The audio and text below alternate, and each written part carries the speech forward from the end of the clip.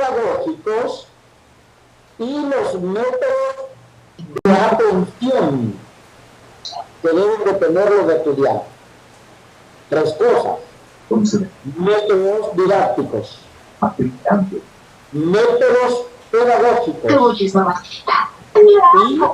otro lado, los métodos de atención. Esos son los tres componentes. Maestro, tiene conectado el micrófono, no sé si las compañeras nos pueden hacer el favor de desconectar. Gracias, Caitlin.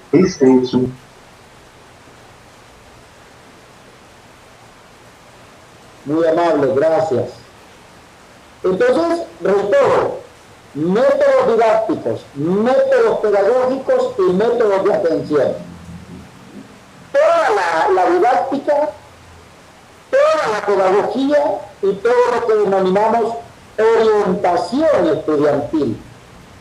Esa es la tarea a la que se dedica la psicopedagogía.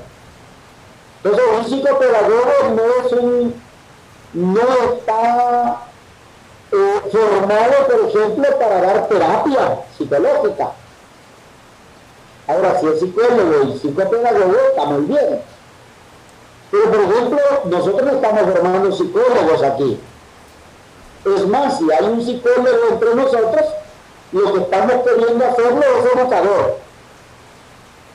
No es hacerlo más psicólogo, sino hacerlo más educador. Al abogado, al contador, al mercadotecnólogo, al administrador de empresas, al médico, al trabajador social, al trabajador de la comunidad, al que se haya inscrito en esta maestría. No pretendemos, y la maestría no tiene la pretensión de hacerlo ni más contador, ni más mercadotecnólogo, ni más abogado. Esta maestría es una especialidad, fíjense bien, una especialidad en docencia. Es una especialidad para el ejercicio de la docencia.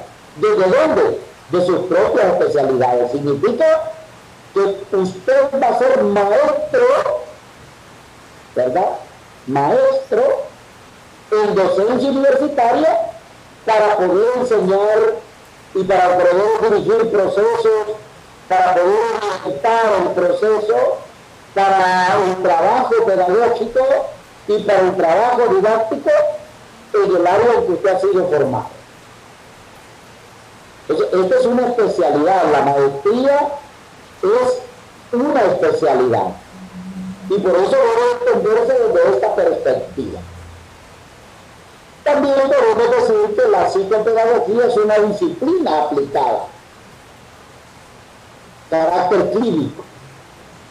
Es decir, si este curso lo estuviéramos dando para psicólogos, específicamente para psicólogos, que se van a dedicar al perfeccionamiento y a la especialidad de la aplicación de la ciencia de la psicología a la actividad educativa, entonces deberíamos de orientarla a estudiar los comportamientos humanos en situación de aprendizaje. Entonces, esto es otro componente. No es que no vamos a tratar estos elementos, pero no. Vamos a revisar algunos comportamientos docentes, comportamientos estudiantiles, enfoques docentes, enfoques estudiantiles, claro que los vamos a tratar. Pero no está orientado este módulo al tratamiento y al estudio y al comportamiento humano en situación de aprendizaje. No está orientado allí. Para que podamos aclarar la dimensión de lo que queremos trabajar.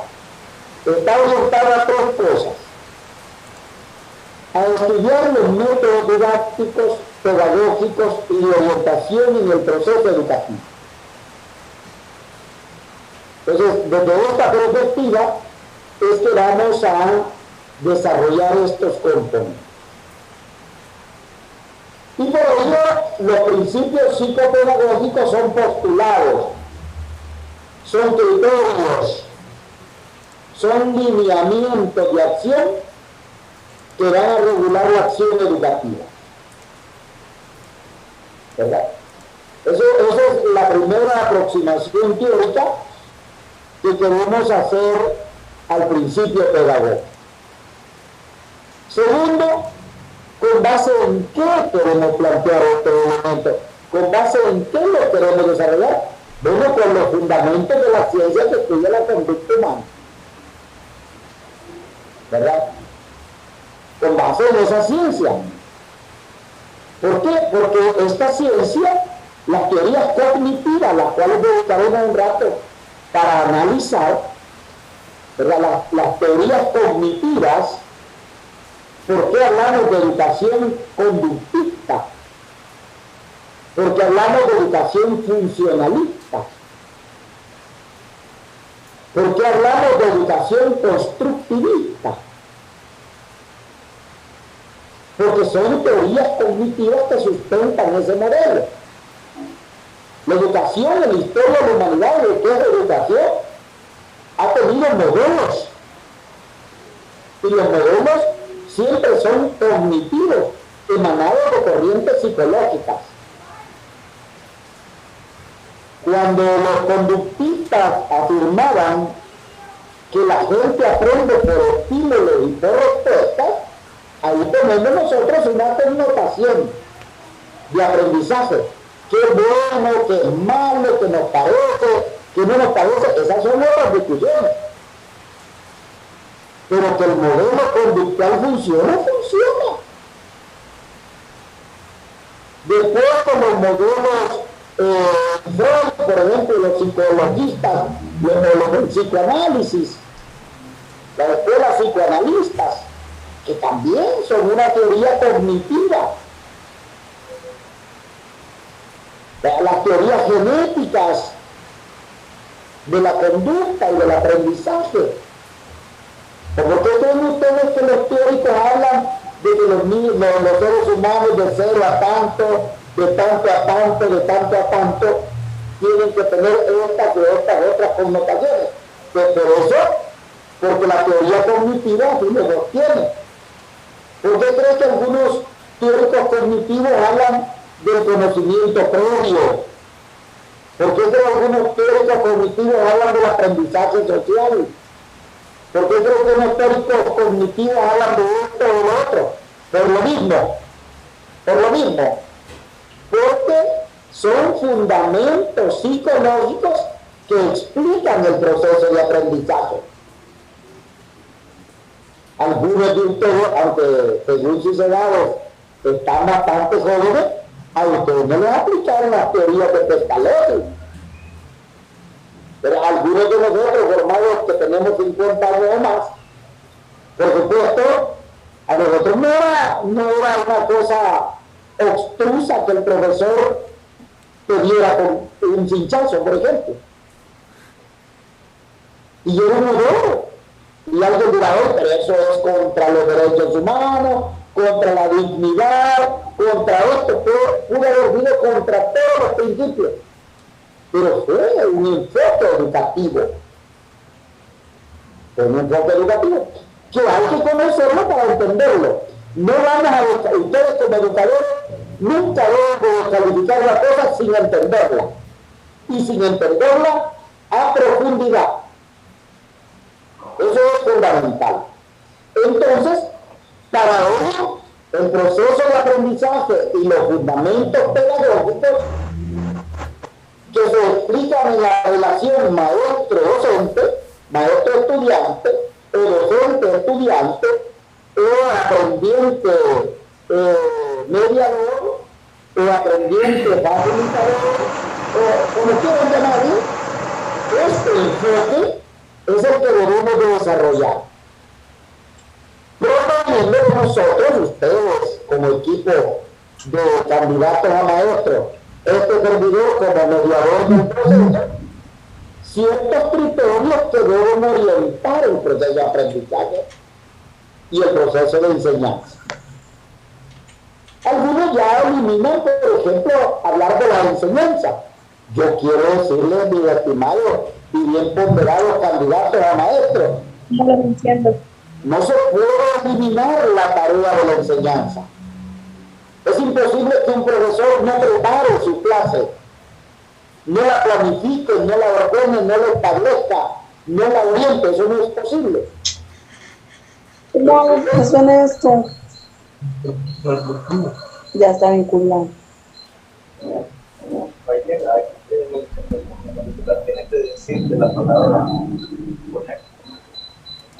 Compañera Kathleen, su micrófono. Si nos hacen el favor de revisar sus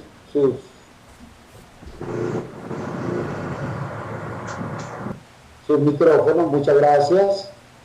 Entonces, estas son las connotaciones que debemos de desarrollar. Entonces, esto es un principio psicopedagógico. El que ustedes y yo estamos de acuerdo, ese es un principio psicopedagógico. Lo que no podemos pagar en el otro y violentando los principios del profesor y del estudiante. Pero que ustedes y yo enfrentamos eso es lo más normal en la educación moderna. Entonces hay que considerar estos aspectos desde esa lógica. Quiero hacer un ínterin entre lo que hemos planteado y la necesidad de entender el diseño curricular. ¿Y por qué? Porque todo el diseño curricular está impregnado de tres cosas. Uno, del carácter pedagógico. Dos, del carácter psicológico. Tres, del carácter epistemológico. Y cuatro, del carácter psicopedagógico. Todo acto educativo planificado, todo plan de estudio, todo programa de asignatura, todo contenido de una área, de una unidad, o como le llamen en el proceso de planificación, todo tiene estos cuatro componentes. El diseño curricular está basado, o mejor dicho, todo acto educativo está basado en el diseño curricular. Ustedes obviamente harán un curso especializado sobre el diseño del currículo y recorrerán el macrocurrículo, el mesocurrículo, el microcurrículo y el currículo oculto, que algunos dicen que no existe. Pero ¿qué profesor no lleva sus propias intenciones al aula? Tendría que estar muerto. Tendría que no existir, tendría que ser una máquina programada. Pero yo traigo mis intenciones a esta sesión y cuando usted va al aula también tiene sus propias intenciones políticas, sus intenciones ideológicas, sus intenciones morales, sus intenciones existenciales, sus dolores, sus sufrimientos, sus angustias, sus soledades, sus desesperaciones y todo lo que podamos citar. Por eso cité hace un ratito a Ortega y Gasset.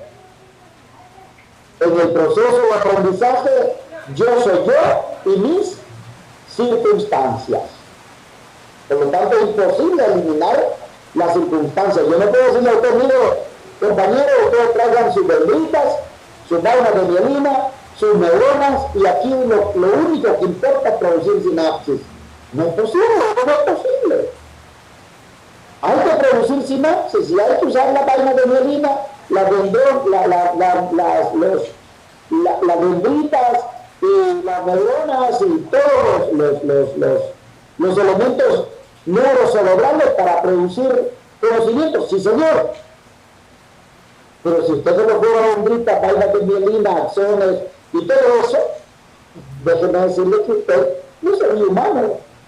Usted es un armacillo de cuestiones eléctricas que interactúan ahí en un universo que llamamos cerebro. Eso es importante. Entonces, cuando hablamos de currículo, debemos de tener claro que hay intenciones filosóficas, hay intenciones epistemológicas, hay intenciones de todo tipo. y que hay macrocurrículos, mesocurrículos y microcurrículos. Entonces no voy a detenerme en esto porque no es un curso de este tipo. Pero sí debemos de referir lo siguiente y plantearle a ustedes por lo menos estos principios psicopedagógicos, que es con lo que vamos a inaugurar el módulo, ¿verdad? Usted puede leerlos, comenzarlos a leer donde quiera. Yo los voy a comenzar a leer del superior a la derecha de su pantalla. Principio de construcción de los aprendizajes. Esto es un principio psicopedagógico, que hay que analizarlo y estudiarlo. Principio de gradualidad y organización de los aprendizajes, que también hay que estudiarlo. Principio de mediación de los aprendizajes. Principio de significatividad de los aprendizajes. Principio de metacognición y evaluación de los aprendizajes. Y el principio de integridad y articulación de los aprendizajes. Bien, por lo menos ahí tenemos, estimados compañeros, 6 principios que debemos de analizar. Bien, abierto el quórum para sus primeras valoraciones sobre este enfoque, porque después del receso estudiaremos cada uno de estos principios y los analizaremos. Preguntas, dudas, comentarios o valoraciones de esta primera aproximación teórica.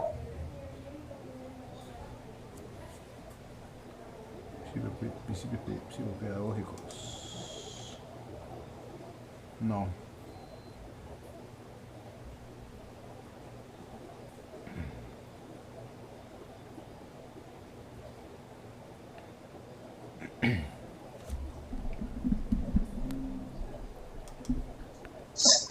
Sí, licenciado. Buenas tardes.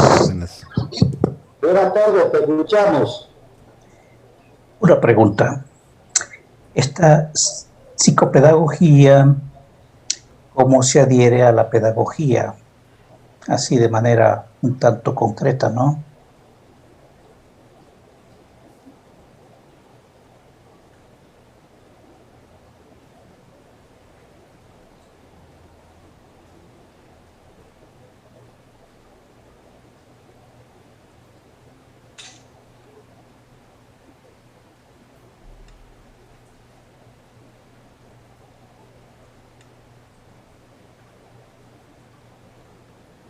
Compañeros, compañeras,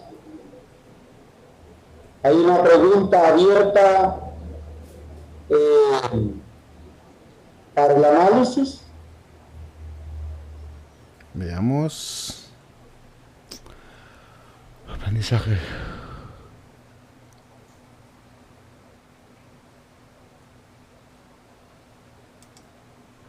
Licenciado, solo una cuestión, digamos, para ahondar en esta temática. ¿Tenemos algún libro que podamos leer para obtener información adicional?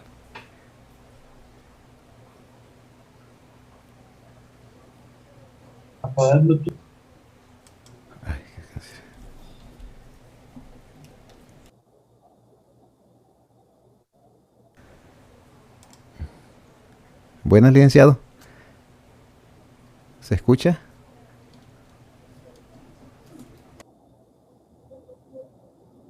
Valoraciones sobre la pregunta introductoria que nos ha hecho. Lastimosamente no tengo tu nombre.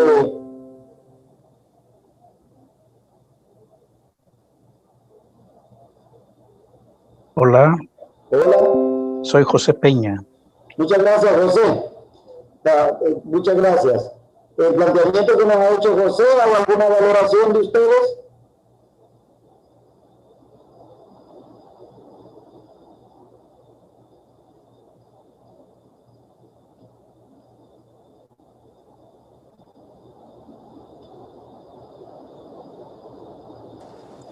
En relación a la pregunta que ha realizado José Maestro de cómo se adhiere la psicopedagogía ya de una manera general a la pedagogía, yo considero que tiene que ver por la necesidad de orientar el aprendizaje basado en los grupos o en los contextos en los cuales se esté presentando el desarrollo del proceso educativo formativo, principalmente valorando pues los diferentes elementos de los cuales se disponen, las gestiones, los recursos y todo lo que va a ser necesario para poder desarrollar las actividades con los grupos de trabajo. Esa es mi perspectiva. Muchas gracias, Oscar. ¿Alguien más quiere emitir un juicio de valor antes de que hagamos algún planteamiento rápido sobre esta consulta muy importante que se nos ha planteado?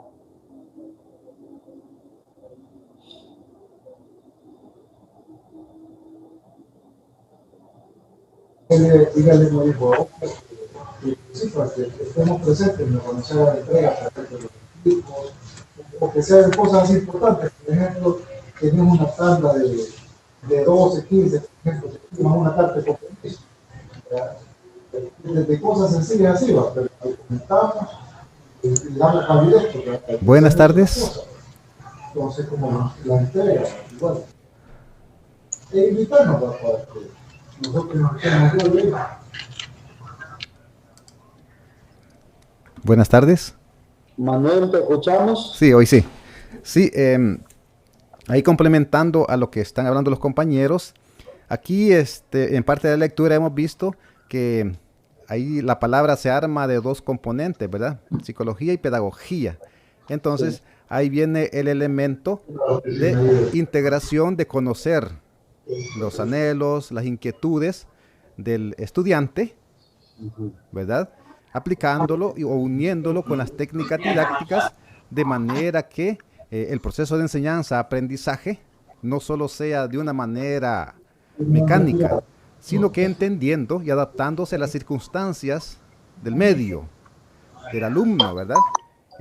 Adentrarse en aquel elemento que él necesita, no solo lo que el docente quiere proporcionar, sino que aquello que le va a ayudar al estudiante. Ese creo que es el elemento que he entendido sobre la psicopedagogía. Maestro, a mí me gustaba mucho el concepto que dice que es una disciplina aplicada que estudia los comportamientos humanos en situación de aprendizaje. Para desarrollar un aprendizaje yo debo de conocer a las personas a las cuales les voy a impartir los conocimientos, de dónde provienen, si de la zona rural, de la zona urbana, y con el ejercicio que usted hizo al principio, usted conoció algo muy propio de nuestras vidas. Entonces, mediante ese ejercicio conoció algunos comportamientos que tenemos respecto a nuestro trabajo, a nuestra familia. Entonces, no es solo llegar a una clase, sino conocer a la población a la cual yo le voy a brindar ese aprendizaje y así adaptarlo a las necesidades de ellos. Esa es mi opinión, maestro. Muchas gracias. Bueno, José, creo que es importante. Buena, hola. Hola, sí te escuchamos. Ok. Pues respecto a la pregunta que planteaba José, ¿qué aspectos psicológicos intervienen en la cuestión pedagógica? Yo creo que en mi caso, que soy educadora, pues la mayoría sabemos mucho de didáctica, pero ese componente psicológico es el que quizás nos hace falta muchas veces, como entender que el estudiante es un ente integral, ya no solo es un receptor de conocimiento, sino que es alguien que tiene sentimientos, que tiene objetivos, ya que vive sus diferentes problemáticas y que todo esto incide. A veces nosotros podemos tener una perfecta planificación de clase, ya podemos tener un buen dominio del contenido, etcétera, etcétera, pero ya a la hora de el estudiante va a aprender, allí ya es diferente la cuestión y pueden incidir muchas situaciones que nosotros quizás no tenemos planificadas y que en determinado momento pues ahí van a salir. Ya, por ejemplo, ahora con esta cuestión de la pandemia ha cambiado todo. Solo el hecho de no tener ese acercamiento, especialmente con los estudiantes del área básica, ya que necesitan tener ese contacto físico, ya aquello de sentirse que aquí estoy presente para el profesor, tratar de trabajar con eso, pues ahora es un poco diferente y todo esto influye también en la cuestión del aprendizaje. Bueno, muy bien, muchas gracias. Para todos, esta pregunta, este planteamiento que José nos ha introducido, nos pone en el contexto del análisis. Primero debemos de entender que lo que hay es una relación entre la psicología y la pedagogía. Primero es eso. Es una relación mutua, planimétrica, de colaboración de dos saberes, de dos ciencias, que se encargan del proceso educativo y que se encargan del proceso de enseñanza-aprendizaje. Eso es lo primero. Lo que hay es una relación. No hay dependencia de una u otra. Por eso la psicopedagogía es tan importante, porque no es una psicología educativa, no es una pedagogía de la psicología, no, es una relación entre la psicología educativa, si ustedes quieren llamarle, la pedagogía. Entonces, esta relación entre la psicología y la pedagogía genera que la pedagogía se preocupa por el aprendizaje y el proceso de enseñanza-aprendizaje, como lo dice el concepto, del estudiante. Mientras tanto, el apoyo que recibe de la psicología educativa es porque esta estudia no solo ese proceso, sino que la psicología educativa le aporta el estudio del comportamiento social y del comportamiento individual de los estudiantes en cada una de las etapas de su vida, porque no es el mismo comportamiento social individual de un niño en la infancia, en la adolescencia, en la adultez o en la vejez. Por lo tanto, lo que hay es una relación entre la psicología y la pedagogía. La pedagogía se encarga del proceso de enseñanza-aprendizaje y la relación que tiene con la psicología educativa es que ésta le permite entender al educador todos los tipos de comportamiento que se generan en los periodos etarios del que aprende. Entonces, esa es la connotación. Y eso es el elemento. Entonces, no hay interdependencia, no hay dependencia, lo que hay es relación entre la psicología educativa y la pedagogía. A eso denominamos psicopedagogía. Bueno, reitero, es una aproximación, una idea aproximativa que nos pone en el contexto de este proceso. Aunque ustedes no lo crean, ya llevamos 70 minutos reunidos, muy deleitosos para mí. Quizás, maestro, Sí, lo escuchamos, José. Quizás agregar un poco que esta disciplina, tal como está combinada, es relativamente nueva, porque la psicología es una ciencia social del siglo XVIII, si no me equivoco, ¿no?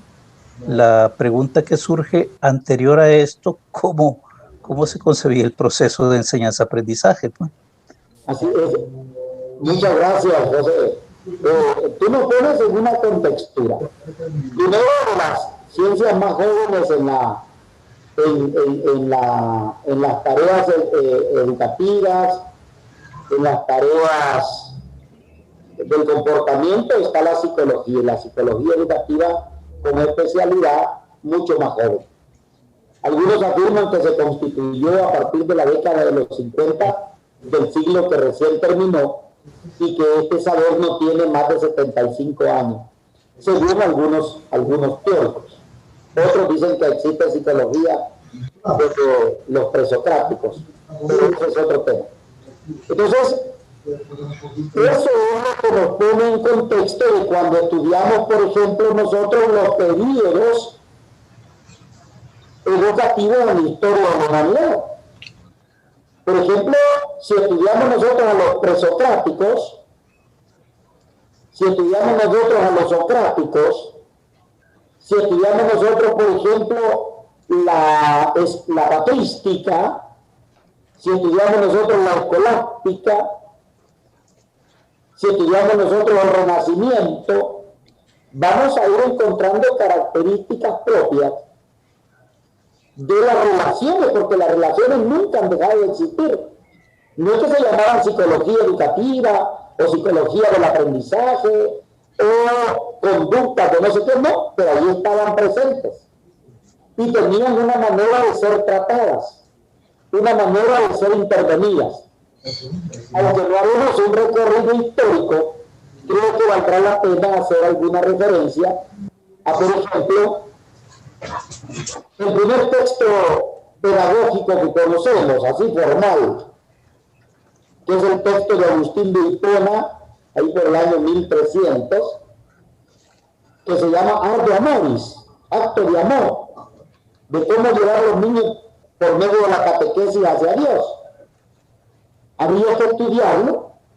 Bueno, ya en 1600 y pico, ya usted tiene la famosa didáctica magna de Juan Amós Comenio, y Comenio sintetizaba toda su didáctica, es decir, que el problema de los profesores es que aplican la didáctica que le aplicaron. Está hablando de conducta. Pero bien, ese es un tema que seguiremos después del receso. No quiero robar los tiempos, son las 6:11. Nos tomaremos a las 6:20 para continuar con la sesión. Que tengan buen provecho, que se tomen un buen café y terminamos a las 6:30. Ok, licenciado.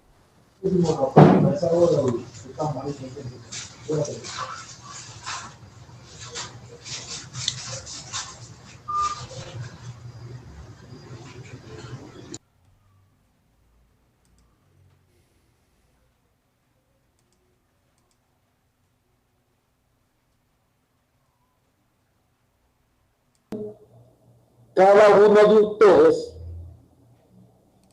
en el transcurso de este día hasta el viernes, elaboren un mapa semántico. Aquí está la explicación básica de qué es un mapa semántico, qué son. No nos vamos a detener en eso. Para quién se elaboran, por qué el profesor lo tiene que elaborar y para qué sirve a los estudiantes. Y el método que se utiliza para la elaboración de los mapas semánticos, ¿verdad? Las relaciones que estos generan y los constructos que se elaboran de un mapa semántico. Y en el siguiente ejemplo de un mapa conceptual o mapa semántico, explicamos cada una de las etapas de los mapas conceptuales. Significa que ustedes van a elaborar un mapa conceptual que resuma un tema que les va, o unos temas que les vamos a proponer en este ejercicio. Significa que ustedes van a leer, cada equipo va a leer sobre un listado de temas y de lo que encuentre va a construir un mapa conceptual, ¿verdad?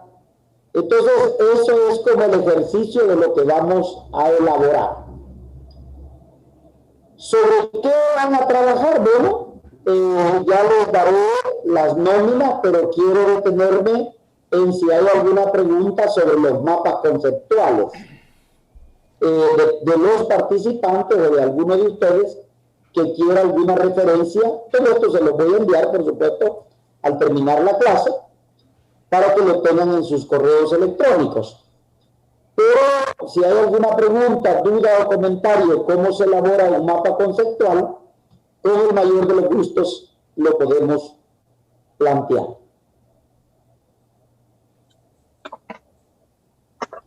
Bien, buenas tardes. Buenas tardes, maestro. Agradecerle por esa intención, ¿verdad?, de darnos esos ejemplos, muy amable. No, gracias a usted. No sé si hay algo más. Sí, hola, buenas tardes. Sí, soy hola, buenas tardes. Siempre he tenido la duda en que si, por ejemplo, construye un mapa conceptual, le agrego fuente. Normalmente agregamos fuente de elaboración propia, aquellos esquemas, cuadros que construimos. Entonces siempre he tenido esa duda. ¿Se le añade esa fuente en todas las ocasiones o no? Los mapas conceptuales, en el caso del mapa conceptual que ustedes van a elaborar, como va a ser elaboración propia, entonces debe llevar su nombre completo, ¿verdad?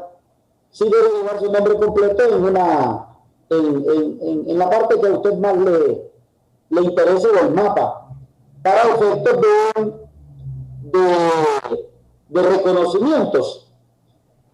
Si no, ya les voy a mostrar en la próxima sesión, no en esta. Si ustedes quieren que un escrito de ustedes sea de libre uso, ya les voy a mostrar cómo se hace para que usted no necesite ni siquiera citarlo.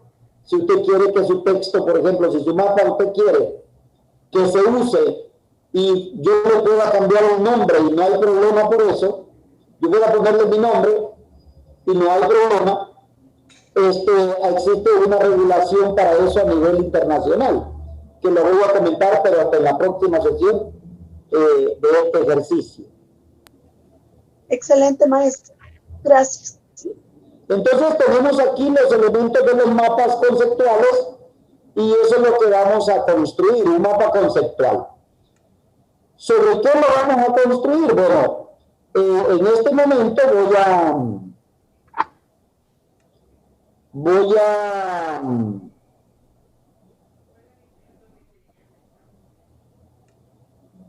a desarrollar los componentes de sobre qué lo vamos a construir. Bien, si me dan un minuto que esta máquina, ahí está hoy sí, siempre me deja un enlace. Voy a abrir la carpeta de psicopedagogía y en las presentaciones ya tengo definido cuáles son los autores que queremos que ustedes trabajen en este tema. Bien.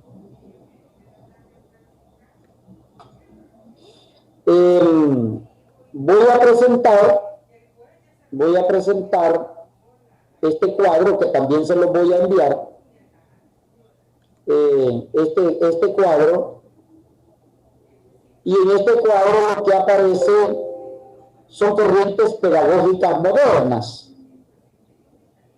Y ustedes van a escoger a un autor, una corriente y un autor. ¿Vale? Por ejemplo, son los 18, porque esto nos va a permitir darle una aproximación, porque no va a ser una respuesta, sino una aproximación de respuesta a la pregunta muy atinada que nos ha hecho José este día y que está bien planteada porque nos ayuda a la primera tarea. Esta es una pregunta que debe de surgir, ¿verdad? Entonces, en esta presentación hay un listado de autores. Por ejemplo, en el pensamiento pedagógico ilustrado tenemos a por lo menos 6 autores: a Rousseau, a Condorcet, a Freud, a Kant, a Pestalozzi y a Federico Herbart. y cada uno tiene unas ideas sobre la cuestión del pensamiento pedagógico. Entonces la idea es que ustedes hagan o elaboren un mapa semántico o un mapa conceptual sobre las ideas pedagógicas de este autor. Que lo busquen, lo lean, y de lo que hayan encontrado en estos días, si ustedes creen que es muy poco tiempo, me lo hacen saber, porque yo no trabajo de prisa, porque toda prisa raya con la calidad. Las prisas siempre rayan con la calidad, y lo que buscamos es calidad, no producto. Cuando dicen el viernes, fíjense que no lo terminamos, no hay problema, hagámoslo bien. Hagámoslo bien. Aunque el viernes ya van a tener la asignación de escribir, porque la primera tarea que ustedes van a hacer después de esta, de los mapas conceptuales, es dedicarse toda una semana a escribir un artículo académico que lo plantearé el día viernes. Pero eso es otra cosa. Entonces, ustedes van a seleccionar y a escoger un autor que no se repita. Bueno, inclusive se puede repetir si ustedes quieren. En el pensamiento pedagógico positivista, podemos estudiar a Comte, a Spencer, a Emile Durkheim, a Whitehead, a Alfred North Whitehead, que son otros 4 autores. Esto ya nos hace 10 autores. En el pensamiento pedagógico socialista, a Robert, a Considerant, a Víctor Considerant, a Pierre-Joseph Proudhon, que es extraordinario en el manual como generador de conocimientos, a Karl Marx, a Engels, a cualquiera de los dos, ¿verdad? Por supuesto, a Bakunin, a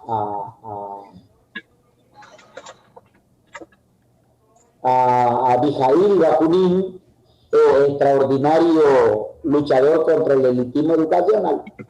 Y bueno, ahí tenemos, reitero, a otro grupo de autores, y también en este pensamiento, pues a Francisco Ferrer Guardia, a Iván Illich, ¿verdad?, sobre la educación abierta o al componente de educación desescolarizada, a Pistrak, a Esteban Pistrak, a Lukacharsky, a Anatola Lukacharsky, extraordinario. Bueno, pueden estudiar a Gramsci, Antonio Gramsci, a Manacorda, a Mario Alighiero Manacorda, a Blonsky, a Pavel Petrovich Blonsky, bueno, a Anton Semyonov Makarenko, ¿verdad?, que también nos sirve. Y en el pensamiento pedagógico de la escuela nueva, a Ferrier, bueno, en la escuela pueden estudiar también a Vygotsky, a Lev Semyonov Vygotsky. En la escuela nueva pueden estudiar a Ferrier, a Yu, a Kirkpatrick, a Ovidio de Prolí, a María Montessori, que por cierto es de todos estos genios de la educación la única que estuvo en El Salvador, ¿verdad? Esta mujer hizo un recorrido por toda América Latina y estuvo en El Salvador. Entonces la primera aproximación que queremos que tengan, ¿verdad?, Claparé, Piaget, Cousinet, Skinner, y en el pensamiento pedagógico existencial, a Chudovsky, a Kierkegaard, a Nietzsche, a Jean-Paul Sartre, con la educación existencialista de posguerra, de post-segunda guerra, y en el pensamiento antiautoritario, a Ricoeur, a Bober, a Gusdorf, a Pantillon, a Gerard Mendel, a Ferrer Guardia, que también en esto es muy bien tomado, a Alexander Mills, a Roberts, a Freinet, a Celestín Freinet, y otros, ¿verdad? Aquí hemos propuesto por lo menos unos 40 o 50 autores, que no los vamos a estudiar todos, pero para que ustedes puedan escoger al que más les guste, ¿verdad? A Lebrot, a Henry Wallon, a Althusser, a Jean-Claude Passeron, a Bourdieu, extraordinario. Los invito a que estudien a Pierre Bourdieu.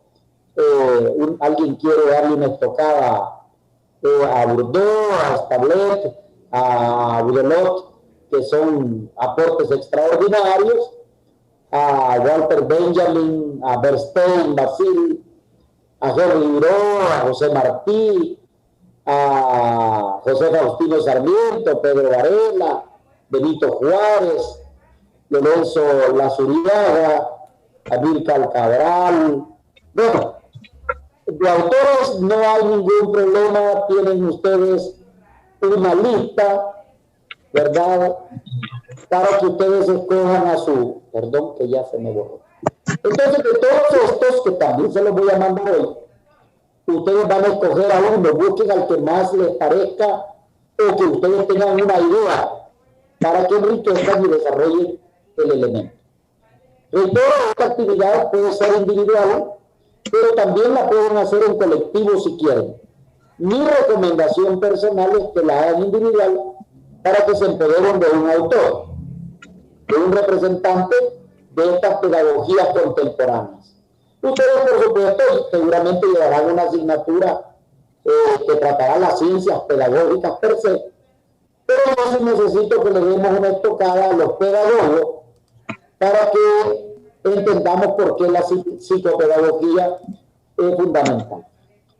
¿Alguna pregunta hasta acá, compañeros, sobre el planteamiento?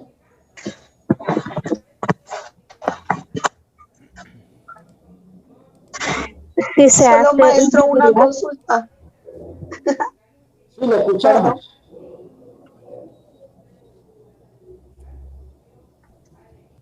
Perdón. Adelante, compañera, adelante, adelante. Ok. Después, solo quería consultar que, por ejemplo, yo solicito a un autor, ¿cómo vamos a hacer para saber que otro compañero no lo está trabajando? Por ejemplo, yo quisiera trabajar con... Muy bien. No hay problema. Es más, si tres trabajan al mismo autor, tampoco hay problema. Porque quisiera dejar en libertad... Maestro. ¿Perdón?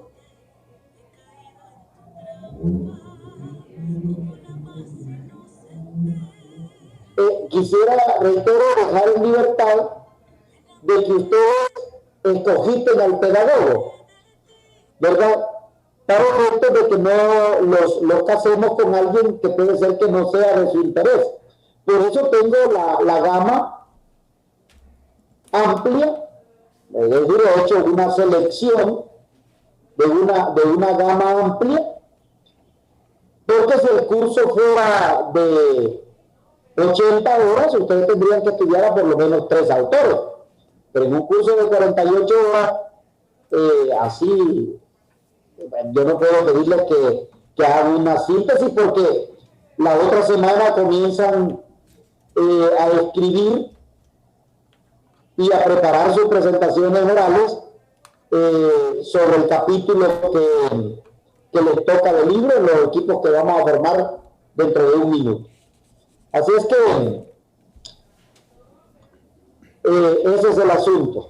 Bien, ¿alguna pregunta, duda o comentario? Buenas noches, maestro.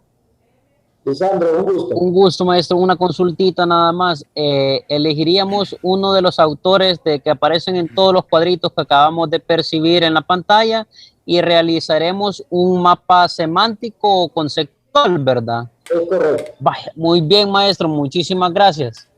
Específicamente de los aportes pedagógicos de ese autor. Ok, perfecto. Porque hay autores ahí que han aportado a otras áreas de la filosofía, del conocimiento científico o de otras áreas. Queremos que se relacione específicamente al sujeto con los aportes a la pedagogía, a la corriente pedagógica. Esa es la indicación más específica. Ok, muchísimas gracias, maestro. Disculpa. Muy bien, a usted gracias, Lisandro. ¿Alguien más tiene preguntas? Sí, una preguntita nada más. Por favor, José. Revisando el listado, no vi por ahí al pedagogo brasileño, a Paulo Freire. Sí, no está Freire, no lo incorporé antojadizamente, tampoco está Monclús, extraordinario educador de la escuela abierta. Tampoco incorporé a algunos pedagogos suramericanos muy fuertes de la tendencia modernista, digamos, vigentes, pero tampoco están exentos de ser analizados. Si, por ejemplo, a alguien dice, no, fíjese que a mí de esa lista me gustaría estudiar, para decir un nombre, me gustaría estudiar la pedagogía de Don Bosco, que no lo incorporé, y no porque no sea un gran pedagogo, sino porque intencionalmente dejé a unos hitos, digamos, de la educación que creo que deberían de quedar fuera de ese listado. Pero ahí está Freire, Don Bosco, con la pedagogía preventiva, el sistema preventivo de Don Bosco. Que es toda una pedagogía, ¿verdad? Entonces, en ese sentido, dejo abierto, mi estimado José, el hecho de que dices tú, no, a mí no me interesa ninguno de estos 40 y pico de propuestas y quiero estudiar a Freire en la pedagogía del oprimido, o quiero estudiarlo en la educación desescolarizada, o quiero revisarlo en la pedagogía de esto, está bien. Y cualquier otro autor pedagógico, ¿verdad? Porque ahí me aparecen, por ejemplo, los aportes a la pedagogía de las corrientes de Freud, Lausube, Piaget, Vygotsky, porque a ellos lo retomaré yo en unos análisis, pero si alguien dice, fíjate, a mí me gustaría incorporar un mapa semántico del aprendizaje de los conocimientos previos como aporte a la pedagogía, pues hágalo, porque la idea es que usted se relacione con la pedagogía y que tenga una visión, por lo menos desde un autor, cuando lo platiquemos en un diálogo, en la sesión que organizaremos para eso, que tendremos 18 visiones de autores rápidamente planteados como una discusión y como un análisis de corrientes pedagógicas y autores pedagógicos. Esa es la idea de este ejercicio. Bueno, gracias. A usted, José. Porque esperaba también ver a Henry Giraud. Giraud, por ejemplo. Sí, extraordinario del pensamiento norteamericano y de la escuela nueva norteamericana. Sí, de hecho, en él se basan esas películas famosas que han participado autores extraordinarios, como la educación prohibida, ¿cómo se llama eso? Algo así. Entonces, hay varios temas en eso, me parece muy bien. Sí. Es de origen canadiense, si no me equivoco, Giraud, aunque desarrolló su idea pedagógica en Estados Unidos. Gracias, José, muy amable. Muy bien, ¿alguien más? Licenciado, una preguntita. Sí, para escucharlo. Aparte del mapa conceptual, ¿le presentaremos algún resumen o alguna diapositiva? No. El mapa conceptual es el que van a elaborar. Voy a dejar abierto para que lo elaboren como a ustedes más les parezca. Okay. Aunque en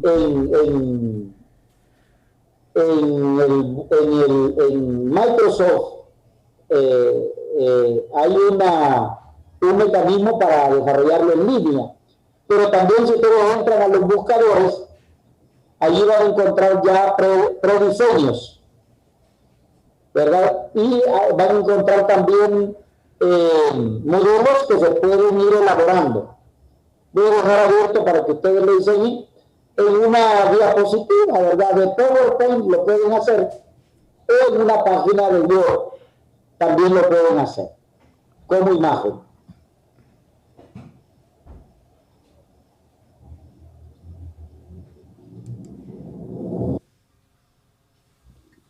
Perdón, este es individual, ¿verdad? Sí, estamos proponiendo una tarea individual, pero la pueden hacer en equipo si ustedes creen que el aprendizaje puede ser mayor si lo desarrollan en equipo.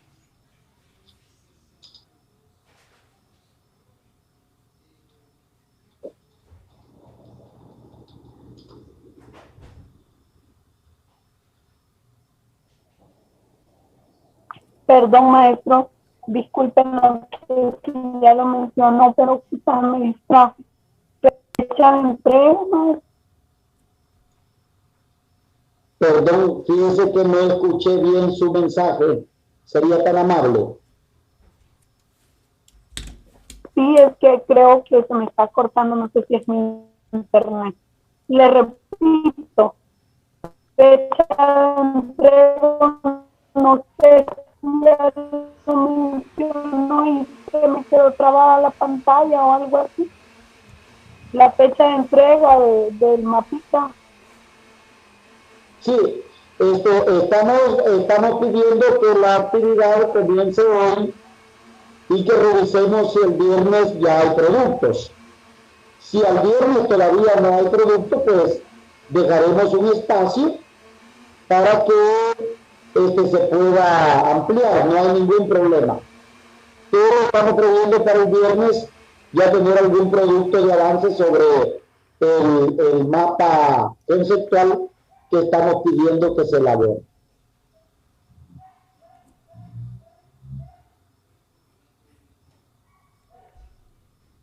Bien, solo quisiera pedir que si me avisan si se ve la presentación.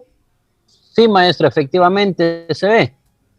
Muy bien, muchas gracias. Entonces continuemos con la idea que hemos planteado en esta sesión, en el tenor de discutir y analizar los principios psicopedagógicos que hemos propuesto. Hemos dicho que hay 5 principios, ¿verdad? Desde el principio de la construcción de los aprendizajes, la gradualidad y organización, la mediación, la significatividad, la metacognición y evaluación, y la integralidad o integridad y articulación de los aprendizajes. Bueno, bajo esa lógica es que vamos a plantear algunos argumentos para que discutamos y analicemos estos principios, hoy un par, y el día viernes dejemos los argumentos de este planteamiento realizado. Entonces,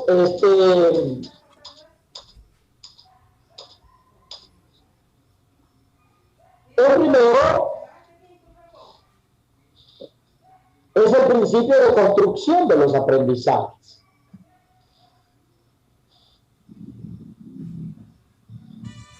Este principio de construcción de los aprendizajes,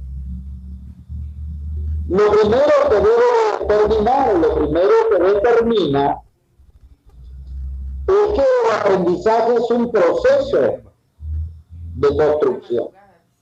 Ese es el principio. El aprendizaje es un proceso de construcción. Primer principio. Esto significa, estimados candidatos a maestros,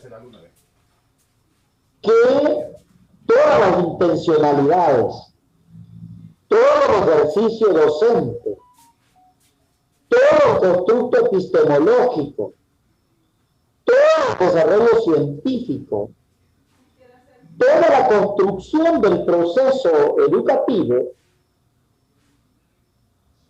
bajo este principio debe de entender que el aprendizaje es un proceso de construcción. Y que tiene 4 componentes. Y aquí es donde entran los elementos psicopedagógicos. Un proceso de construcción en una persona, sea este un niño, un adolescente, un joven, un adulto, un anciano, porque todos podemos aprender.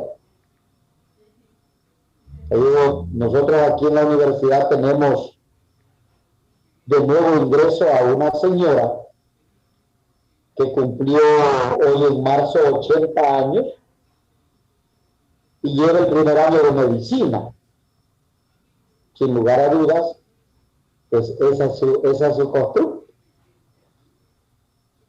Entonces, el aprendizaje aprendizaje es un proceso de construcción que tiene por lo menos 4 componentes. Uno, el componente interno.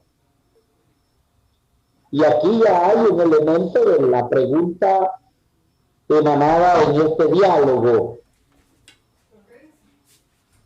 ¿Por qué la construcción del conocimiento tiene como primer elemento lo interno? Porque debemos de entender que es un elemento del interior del ser el aprendizaje como construcción. Y aquí surge la primera discusión sobre la motivación y la incentivación. Dice que la gente le dice a los profesores, motive a los estudiantes, motive a sus hijos, motive el proceso, motive esto, motive lo otro. Lo primero que debemos de entender en la psicopedagogía es que hay 2 componentes en esto: el elemento de la motivación y el elemento de la incentivación. Son 2 cosas. La motivación debemos de entenderla como un acto intrínseco, es decir, interno del sujeto. El sujeto de adentro hacia afuera es que se motiva. Y ahí surge el componente externo, extrínseco, que es la incentivación. Entonces la tarea de un docente, de un profesor, no es que no esté centrada en la motivación, debe conocer y entender la motivación. Él debe estar motivado para el proceso. Es la tarea fundamental del docente, del académico, del intelectual que dirige un proceso de aprendizaje, debe estar centrada en los incentivos que provoca para que el aprendiente se motive. Por lo tanto, es una generación prospectiva de incentivos que hacen que la gente se motive. Por ejemplo, Maslow sostenía que el mejor incentivo externo para aprender era crear necesidades a la gente. Sostenía que la gente aprende por necesidad. Y por lo tanto, si somos capaces de crearle necesidades, incentivos, la gente se motiva para. Entonces, esa es una relación importante. Lo segundo es que el proceso de aprendizaje en este principio de construcción es activo. Aquí se puede hablar de todas las estrategias pedagógicas activas y de todo esto. Entonces, hay que trabajar en este proceso en lo que denominamos metodologías activas del aprendizaje. ¿Cuáles son metodologías activas que propone el pensamiento pedagógico? El aprendizaje basado en problemas, el aprendizaje centrado en proyectos, promover el trabajo en equipo, la integralidad del trabajo en equipo, y ese listado de estrategias pedagógicas activas que se proponen en los entornos presenciales y en los entornos virtuales, que pueden ser las mismas estrategias, pero utilizadas de manera diferente. No es lo mismo dirigir una estrategia en lo presencial que en lo digital, o en lo mediado por tecnología, o en lo virtual, cuando el caso sea virtual. Aquí quiero aclarar que nosotros no dirigimos en El Salvador procesos virtuales de aprendizaje. Lo que hemos hecho con toda esta crisis es poner al servicio de los aprendizajes las tecnologías de la información y la comunicación como un recurso. Pero ese es otro tema. Entonces, es compleja la educación virtual. Ya hay intentos en el país, sí, ya los hay. Poco exitosos, sí, poco exitosos. Entonces, el segundo componente de este aprendizaje como proceso de construcción es lo activo. Y lo otro que es un proceso de construcción individual, ¿verdad? Inicialmente individual, ¿verdad? Inicialmente individual y posteriormente interactivo, ¿verdad? Con el medio social, con el medio natural y con todos los entornos. Esos son los componentes del principio de construcción de los aprendizajes, ¿verdad? Que queremos plantear en una primera aproximación. ¿Qué debe utilizarse en esto según la psicopedagogía? Estructuras lógicas, uso de los aprendizajes o los conocimientos previos, ¿verdad? Contextualización y otros componentes que son esenciales. Me detengo acá por si hay alguna pregunta, duda o comentario.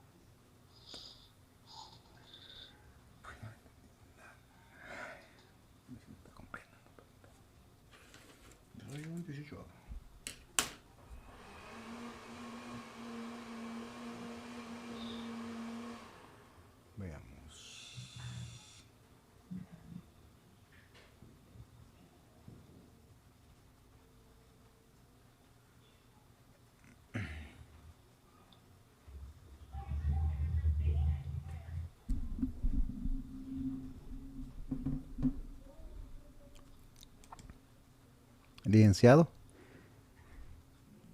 Buenas. Para servirle, Manuel. Sí, solo una pregunta. ¿Y estos elementos están basados en algún autor de los que estamos viendo o es a nivel general? ¿Alguna corriente pedagógica? Fíjese que todos estos planteamientos que estoy realizando tienen su propio enfoque, ¿verdad? Por ejemplo, todos estos planteamientos pertenecen al componente de la tesis constructiva del aprendizaje, este primer planteamiento. Y Ausubel es un aportador, digamos, a este constructo. Pero sí, cada componente de esto tiene su propio aporte de una escuela, un movimiento o un autor.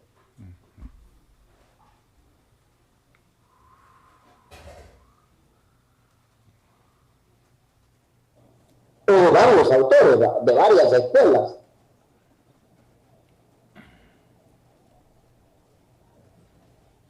Maestro, una duda. ¿Perdón? Una duda, le digo. No Sí, sé si me escuchan. Sí, lo escuchamos muy bien. Ok, estoy algo enferma de la garganta, pero bueno, voy a tratar de hacer lo posible. Este principio, según entiendo, empezaría en la etapa de la niñez de la persona, pero comienza desde qué edad más o menos, porque si yo me pongo a pensar, según el concepto que usted nos presenta, dice que son estructuras lógicas que dependen de los aprendizajes adquiridos anteriormente, tiene el contexto que se desarrolla. Si yo me pongo a pensar desde cuándo tengo aprendizajes adquiridos, pues me voy a remontar a mi niñez, como le digo. Desde que nacemos empezamos a aprender, por ejemplo, el lenguaje, empezamos a aprender cómo funciona el método, por ejemplo, de los bebés del llanto, una relación con la madre, que el bebé llora, la madre sabe que necesita algo, el bebé, que necesita, por ejemplo, que tiene hambre, que tiene frío, que tiene sueño, y el bebé va aprendiendo ese método, ¿verdad?, de atención con la madre y también va aprendiendo de que es, digamos, un método, una técnica de manipulación. También ahí las que son madres sabrán mejor en ese sentido, pero el punto es ese, ellos van aprendiendo desde ese momento que empiezan a interactuar con los seres a su alrededor. Entonces esa es mi consulta. Se puede tomar desde ahí o desde qué etapa podemos aplicar este principio de construcción, maestro. Muchas gracias. El principio, los principios psicopedagógicos, por lo menos los 6 a los que estamos haciendo referencia, pueden ser utilizados en todos los niveles de aprendizaje, con sus propias adecuaciones, con sus propios enfoques y con sus propios constructos. Por ejemplo, en la parvularia, bueno, en lo que llamamos hoy educación inicial, porque ya no hablamos solo de la parvularia, y dentro de poco vamos a empezar a incursionar en un mundo todavía previo al natalicio, ¿verdad? Que es la educación prenatal. Es un concepto muy bonito y que también la psicopedagogía ya está construyendo ideas sobre este tema. Cómo educar al niño desde que el cigoto, desde que el esperma se une, cuando la estructura se genera en el vientre uterino. Cómo empezar a educar eso en ese periodo también es un tema que debe entrar en vigencia. Pero digamos, desde que el niño tiene actividad lógica, en este caso hablaríamos nosotros estructuralmente, por ejemplo, en la parvularia, el niño se utiliza mucho los componentes previos de la psicomotricidad, de elementos relacionales y de estructuras organizadas que le pueden ser muy útiles. Apegos, desapegos, arraigos, desarraigos, que son fundamentales en este proceso. En la primaria, por ejemplo, el niño va construyendo desde el primer grado hasta el sexto elementos basados en los componentes anteriores. Y así sucesivamente en cada uno de los niveles, el principio de construcción de los propios aprendizajes se va desarrollando. Acuérdense que estamos hablando de propios aprendizajes. No estamos hablando del componente de lo adquirido ni del elemento intervenido del profesor, sino que el sujeto va aprendiendo de su propio entorno, el lenguaje, por ejemplo. Una persona analfabeta se va a Estados Unidos y 6 meses después, con todas las deficiencias del lenguaje, puede comunicarse, aunque no puede leer o escribir, puede comunicarse en otro idioma. ¿Cómo lo produjo? ¿Cómo se generó ese aprendizaje como proceso de construcción? Esos son los elementos psicopedagógicos que nos deben de a nosotros entretener. Entonces sí, en todos los niveles se puede intervenir este componente y se puede propiciar este componente. Muy bien. Voy a dejar de presentar. Perdón, doctor. Y a nivel de la motivación intrínseca en universidad, ¿qué tanto tiene que ver lo extrínseco del docente? Mucho, muchísimo. Es más, es una valoración personal. No tengo datos porque no he hecho un estudio sobre el caso, pero yo estoy intentando relacionar el componente de la reversión con el papel que desempeña el profesor en el nivel universitario. Y mi apreciación es que esa acción extrínseca del profesor tiene un impacto positivo o negativo en el aprendiente, y es mayor ese impacto que otros factores asociados a la deserción, como lo económico o lo familiar. Entonces, ese es un fenómeno interesante. Los factores extrínsecos, los elementos de la motivación que se impacta por medio de incentivos, juegan un papel fundamental en el proceso de aprendizaje de la gente. Entonces, estos factores extrínsecos, a los que denominamos factores relacionados con la incentivación, juegan un papel fundamental en el aprendizaje y en el desarrollo del aprendizaje de la persona. Es más, un ejemplo sencillo, ustedes recuerdan perfectamente a los excelentes profesores que tuvieron y que les ayudaron para ser lo que hoy son. ¿Lo recuerdan? Aunque hayan sido en segundo grado, o en primero, o en sexto grado, o hayan sido ayer, ¿verdad? Pero ustedes lo recuerdan porque el impacto extrínseco fue significativo, ¿verdad? Entonces, eso nos puede decir, Linda, el impacto que tienen los factores externos como incentivos en los factores internos como motivación. En este país hemos matado poetas, escritores, músicos, artistas, pintores, escultores. ¿Por qué? Porque los profesores les decimos que no sirve eso como motivar, como incentivo. Aprenda de lo que yo les voy a enseñar porque de eso va a comer, como si la cosa fuera un restaurante. Entonces, ese es un problema serio que se debe de afrontar en la tarea de la psicopedagogía.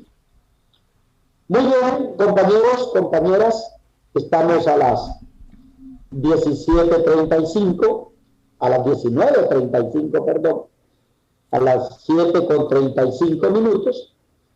Y bueno, debemos de hacer el cierre de esta sesión con estos planteamientos elementales o inaugurales que estamos haciendo de la psicopedagogía. Dos cosas, solicitarles primero de que en el transcurso se pongan de acuerdo quiénes van a ser los equipos. Recuerden que solo pueden haber 6 equipos, somos 18. Eso significa que los equipos van a quedar de 3 personas. Y cuando tengan los equipos con los nombres completos, lo que van a hacer es que uno del equipo me va a subir al WhatsApp los 3 nombres que integran su equipo, nombres completos y sin abreviaturas. Porque yo tengo que hacer una asignación de tareas ya por equipos, construyéndolos con números. Equipo 1, 2, 3, hasta el 6. Eso primero. Segundo, reiterar que la tarea es una tarea abierta.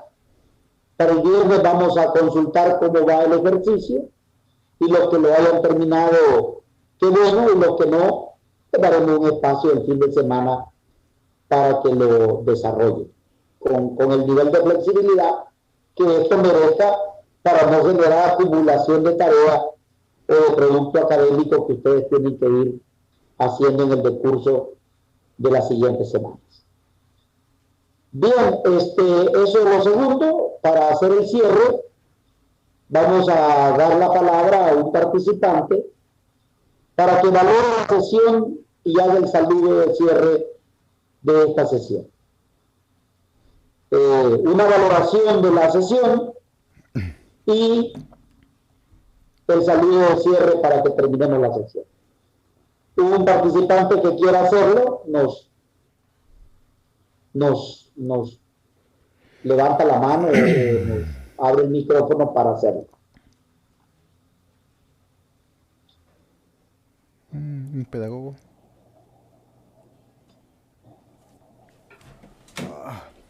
Vamos a ver. Vamos a ver.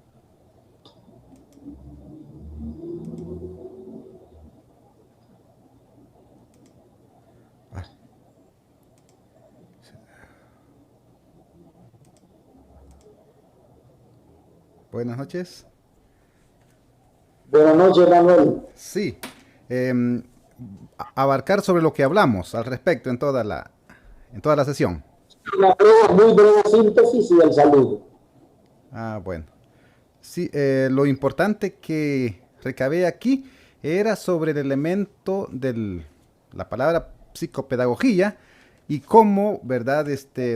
Nosotros pudiéramos tener el concepto de que pues puede haber una dependencia o interdependencia entre ellos porque está integrada la palabra, ¿verdad? Pero usted nos dio la valoración de cuál es el concepto principal y que de alguna manera pues nosotros debemos de irnos enfocando sobre esa base porque le aseguro que más adelante alguien nos puede preguntar y llevar también esa línea y de manera que también podamos nosotros ahondar en esa temática. Y bueno, sobre todo los elementos relacionados con la actividad, creo que al final pues es un elemento más integrador del conocimiento que estamos haciendo, debido a que sí hemos considerado en otras materias los conceptos básicos relacionados con la historia, con algunos elementos semánticos sobre la integración del material, pero ya sobre esta temática, bien en sí, enfocándonos en los aportes que se tienen de la materia, pues verdaderamente es un elemento que es parte, ¿verdad?, de la profundidad que vamos a ver en la materia. Aunque todavía me imagino que estamos en los elementos iniciales, ya con la siguiente actividad me imagino que vamos a ahondar y vamos a tratar los elementos conceptuales propios, ¿verdad? Por lo tanto, considero que en esta primera aproximación ya vamos viendo cómo son los cimientos relacionados con el elemento psicopedagógico. Así que eso es lo que considero que es lo muy importante. Bueno, y otro elemento que creo que hay que recordar es que usted la vez pasada nos recordó que deberíamos escuchar Desiderata, y también me olvidé de vivir. Lo estuve escuchando y leyendo, y sí, verdaderamente a uno lo hace reflexionar sobre lo importante de la vida, ¿verdad? Uno se pierde la vida en otras cuestiones y al final se podría lamentar. Entonces, en estos escalones que vamos, pues de vez en cuando, como dicen, es importante detenerse y oler las flores.